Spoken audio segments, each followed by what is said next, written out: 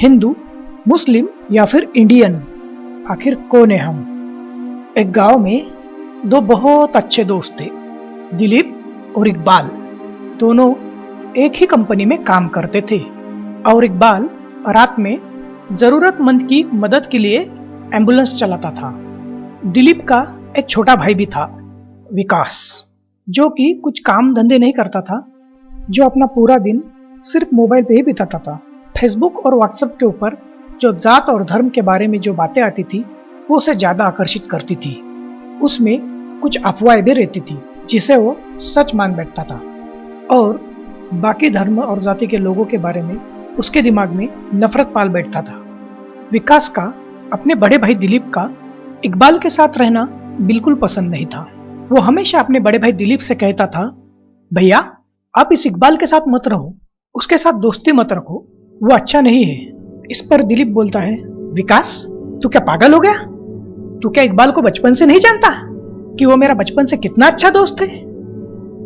अरे भैया ये लोग अच्छे नहीं है, अगर आप इनके साथ रहोगे तो आपकी जान को भी खतरा हो सकता है।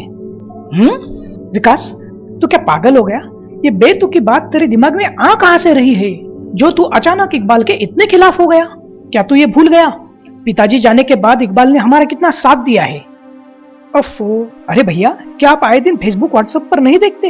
ये लोग हमारे देश के नहीं है, पता नहीं कब हमारा देश छोड़कर जाएंगे।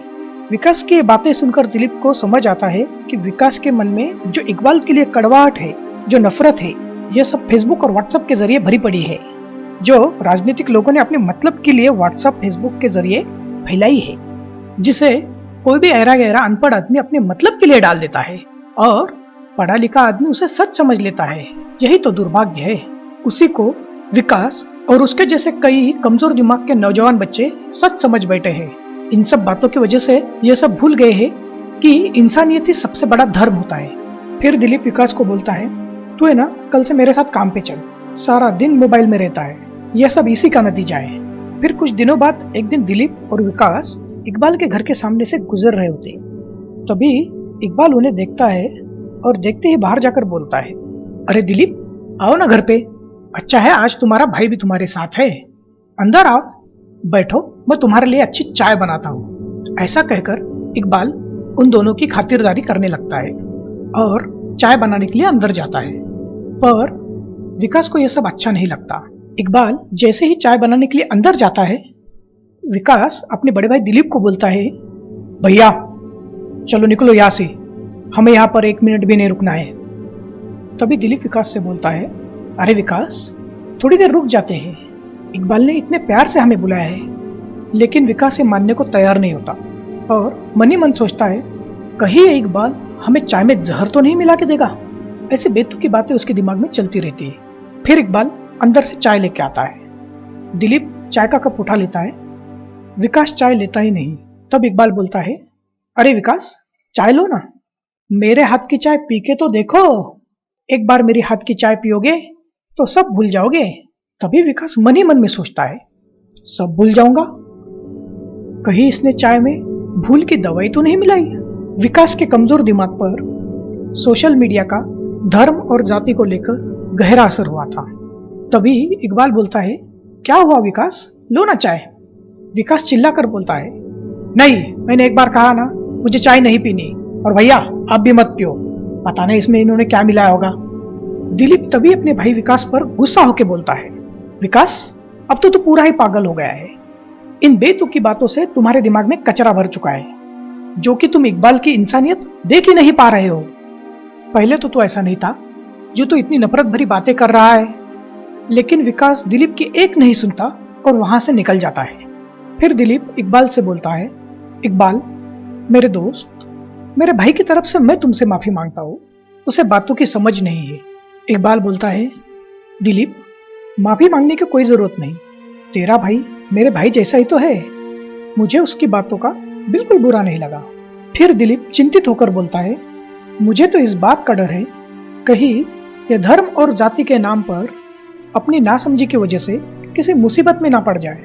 अभी उसका पूरा करियर, पूरी जिंदगी बाकी है, और तू जानता है हमारी पैसों की हालत भी इतनी कुछ ठीक नहीं रहती, और ये नफरत भरी बातें जो उसके दिमाग में घर कर कर बैठी है, ये इतनी आसानी से जाने वाली भी नहीं है। तो मैं सोच रहा था क्यों ना मैं उसे अपनी कंपनी में काम पे लगा दूं, क्योंकि खाली दिमाग शैतान का घर होता है। लेकिन ये नफरत और कड़वाहट का जहर जब तक उसके दिमाग में है, वो उसे ठीक से काम भी नहीं करने देगा। ऐसा बोलकर दिलीप भी वहां से मायूस होकर निकल जाता है। कुछ दिन बीत जाते हैं और विकास अपने दोस्तों के साथ रात के वक्त गाड़ी पर घूम रहा होता है। तभी उसका एक्सीडेंट हो जाता है और विकास को बहुत गहरी चोटें होती है। विकास को ऐसी हालत में देखकर उसके सारे दोस्त डर जाते हैं और वहां से भाग जाते हैं। विकास कई देर तक वहीं पर बेहोशी की हालत में लहूलुहान होकर पड़ा रहता है। उसे कोई मदद नहीं करता। कुछ ही समय बाद वहां से इकबाल अपनी एम्बुलेंस लेकर अस्पताल की तरफ जा ही रहा होता है तो विकास को सड़क पर गिरा हुआ देखता है। वो तुरंत एक पल भी जाया न करते हुए उसे अपने एम्बुलेंस में डालकर अस्पताल लेकर जाता है। फिर अपने दोस्त दिलीप को वहां पर बुला लेता है और विकास के एक्सीडेंट के बारे में दिलीप को सारी हकीकत बता देता है। यह सुनकर दिलीप का दिल बैठ जाता है। जब विकास का ऑपरेशन थिएटर में इलाज चल रहा होता है तब इकबाल दिलीप के साथ बैठकर उसे हौसला देता है। फिर ऑपरेशन थिएटर से डॉक्टर बाहर आते हैं। वो कहते हैं अब पेशेंट खतरे से बाहर है। अच्छा हुआ उसे सही समय पर यहाँ पर लाया गया। उसका बहुत खून जा चुका था। अगर उसे यहाँ पर लाने में जरा भी देर हो जाती तो उसकी जान बचाना हमारे लिए मुमकिन नहीं था। अब पेशेंट खतरे से बाहर है। आप थोड़ी देर के बाद उन्हें मिल सकते हैं। दिलीप इकबाल से बोलता है, दोस्त इकबाल, आज तूने मेरे भाई की जान बचाकर ये साबित कर दिया कि तू किसी फरिश्ते से कम नहीं। इकबाल दिलीप से बोलता है, अरे दिलीप, तू तो जानता ही है मैं रात में एम्बुलेंस चलाने का काम इसीलिए तो करता हूँ कि कोई जरूरतमंद के काम आ सकूं।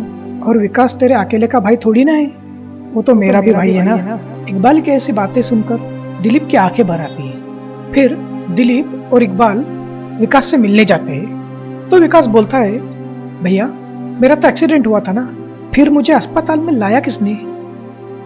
विकास, तू जिससे इतनी नफरत करता था और उसके धर्म की वजह से अपने मन में उसके लिए कड़वाहट लिए घूमता था और यह सोचता था कि इसकी वजह से तेरी जान को खतरा है, आज उसी इकबाल ने तेरी जान बचाई है। यह सुनते ही विकास इकबाल की तरफ देखकर रो देता है और बोलता है, इकबाल भाई, हो सके तो मुझे माफ कर देना। मैं आए दिन फेसबुक व्हाट्सएप के ऊपर फैला हुए जहर का शिकार बन गया था। अफवाहों के बहकाव में आ गया था जो कि सच नहीं था। यह आज मुझे पता चल गया। मैंने हमारी इतने सालों की प्यार भरी भाईचारे की जिंदगी को नफरत में तब्दील कर दिया। आज मुझे पता चल गया कि इंसानियत ही सबसे बड़ा धर्म है। दोस्तों, हम इस कहानी के जरिए आपको यह मैसेज देना चाहते हैं, दुनिया का कोई भी धर्म, मजहब नफरत नहीं सिखाता। हिंदू, मुस्लिम, सिख, ईसाई और कई धर्मों के लोग हमारे देश में कई सदियों से भाईचारे के साथ रहते आ रहे हैं और ये हमारे देश की खासियत है। भारत मेरा देश है, सारे भारतवासी मेरे भाई बहन हैं। स्कूल की किताबों में पहले पन्नों पे जो प्रतिज्ञा लिखी है वो यही तो है। यही तो हमें बचपन से सिखाया जाता है। क्या हम वो भूल गए? और किसी को ये कहकर भड़काया जाता है कि उसका धर्म खतरे में है। जरा सोचो, ऐसा कैसा किसी का धर्म खतरे में आ जाएगा? हाँ, पर एक बात है, अगर इंसानियत खतरे में आ गई ना तो सब कुछ खतरे में आ जाएगा। हम भारतवासियों की संस्कृति भाईचारे की रही है। अगर हमारे घर में कुछ अच्छा खाना बनता है तो हम वो खाना खाने से पहले ये देखते हैं कहीं अपने आजू बाजू पड़ोस में कोई भूखा तो नहीं।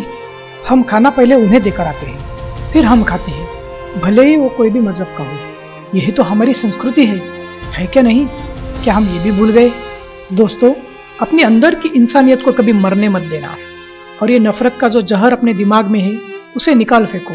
उससे कुछ हासिल होने वाला नहीं है। मेरे दोस्तों, ये नफरत बुरी है, न पालो इसे। दिलों में खलीश है, निकालो इसे। न तेरा, न मेरा, न इसका, न उसका, हम सबका वतन है, बचा लो इसे। दोस्तों, अगर आपको हमारा ये वीडियो पसंद आया तो इसे जरूर लाइक करें और इसे अपने दोस्तों के साथ शेयर करें ताकि हमारे भारत देश में भाईचारा बने रहे। और अपनी राय हमें कमेंट करके बताइए। आपके लाइक और कमेंट से इंस्पायर होकर ही हम ऐसे वीडियो बना पाते हैं। आप अगर नए हो तो प्लीज हमारे चैनल को सब्सक्राइब कीजिए। आपके प्यार और सपोर्ट के लिए बहुत बहुत धन्यवाद।